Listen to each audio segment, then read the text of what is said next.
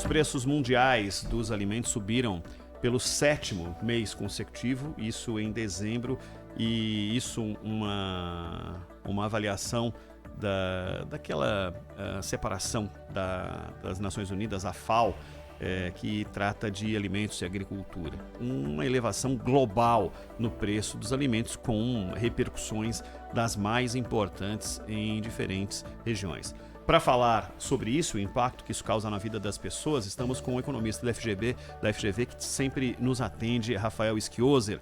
Olá, Rafael, como vai? Boa tarde. Olá, Ronald, tudo bem? Tudo bem, seja bem-vindo mais uma vez. Preço global dos alimentos no momento em que as pessoas têm menos dinheiro, apesar de que durante uma boa parte desse ano, especificamente aqui no Brasil, muita gente teve mais dinheiro do que tinha anteriormente por causa do auxílio emergencial. Só que esse dado vem agora quando muitas famílias deixarão de ter exatamente esse dinheiro, que foi um complemento fundamental para as pessoas colocarem comida na mesa. Como é que você avalia o momento e essa alta no preço dos alimentos de uma forma global?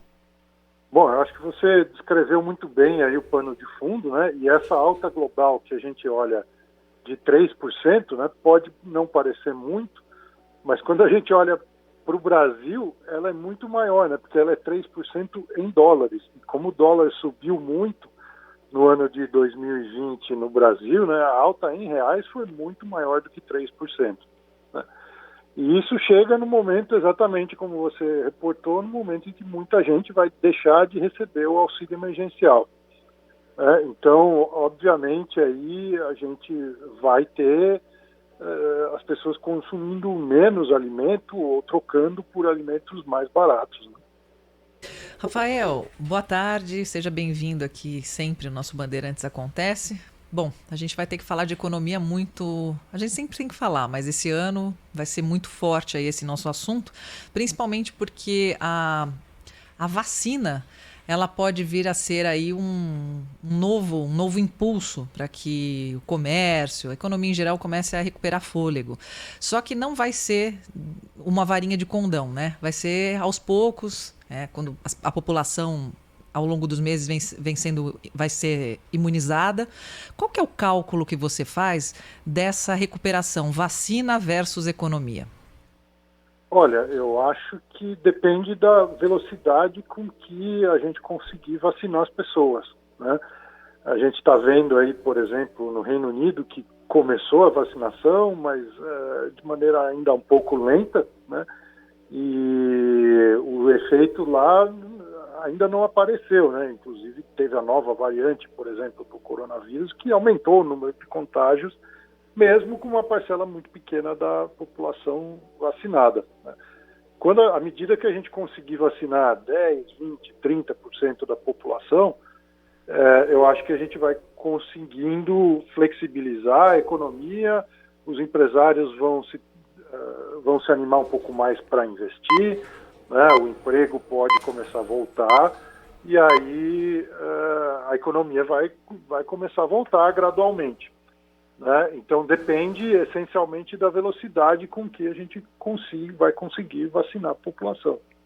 A gente não aguenta mais pagar tanta conta, né, Ronald? Os preços estão muito altos. E como é que os governos podem, de alguma forma, reagir? Todos os governos se dizem quebrados. O presidente falou essa semana sobre isso, da situação caótica das contas, mas isso é inversamente proporcional à necessidade das pessoas de colocarem comida na mesa. Como é que se briga com um flagelo econômico, mas com um flagelo alimentar, exatamente num período em que a população estará, volto a falar exatamente o tema da minha abertura, que estará de mãos atadas no recebimento de um tipo de auxílio? Estou falando em termos de dinheiro para poder comprar alimentos. Qual é a reação que o governo precisa colocar em prática?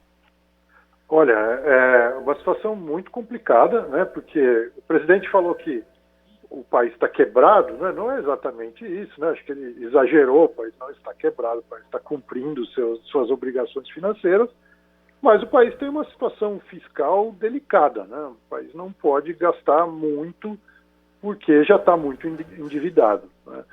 De qualquer maneira, quer dizer, o governo tentou, no meio para o final do ano passado, melhorar o Bolsa Família, né? Tem um novo programa que recebeu o nome de Renda Brasil ou outro nome qualquer, mas isso não foi para frente, né? E eu acho que nesse momento seria muito importante a estruturação de um programa mais bem desenhado de auxílio, né? O auxílio emergencial foi desenhado às pressas, né? E muita gente tem vários estudos mostrando que ele pode ter sido excessivo, né, em alguns casos, mas obviamente o corte do auxílio emergencial agora em janeiro vai causar uma situação difícil para muita gente que vai deixar de receber esse auxílio, né? Então eu acho que o governo poderia pensar num programa de renda básica um pouco maior do que o Renda Família, do que o Bolsa Família, e que aí pudesse atender no curto prazo, né? E, na verdade, o valor e o número de pessoas atingidas, né? Claro que a gente sabe que quanto mais gente e mais dinheiro, melhor, né? Mas isso é impossível de acontecer. Mas quanto que o senhor calcula, mais ou menos, que possa ser feita essa distribuição para ajudar a população enquanto ainda a economia está patinando? Olha, assim, é difícil dizer um valor para todo mundo, né? E até quando se estava tentando desenhar esse instrumento, o valor do auxílio variava de acordo com as condições familiares, etc., né? Mas o que eu diria é assim, o que a gente tinha até o final do ano passado era, para cada trabalhador com carteira assinada, a gente tinha 1,7 pessoas recebendo auxílio emergencial, né? Isso obviamente não é sustentável, né? Então, alguns especialistas que estudaram o assunto, eu não sou especialista neste assunto, mas eles dizem que a proporção de 1 para 1 pode ser viável com um auxílio parecido com esse que a gente tinha no final do ano de R$300, né? Então, a gente está falando aí, em vez de 60 e poucas milhões de pessoas, algo em torno de 35 a 40 milhões de pessoas recebendo um auxílio de R$300 por alguns meses, né? Essa seria a conta aí que alguns estudiosos fizeram. Rafael, o secretário de Política Econômica do Ministério da Economia, o Adolfo Salcida, falou hoje que a retomada do emprego está bem encaminhada para 2021, falou como se fosse algo alicerçado. Você entende dessa forma? Eu acho que até o final de 2021, sim, a gente pode confiar que o emprego deve ser retomado, a gente vai ter um crescimento da economia. Agora, quando ao longo do ano isso vai começar a acontecer, é ainda um pouco uma incógnita, né? E como eu falei no começo, vai depender de o quão rápido a gente conseguir vacinar a população e os empresários se sentirem confortáveis em investirem mais e contratarem mais.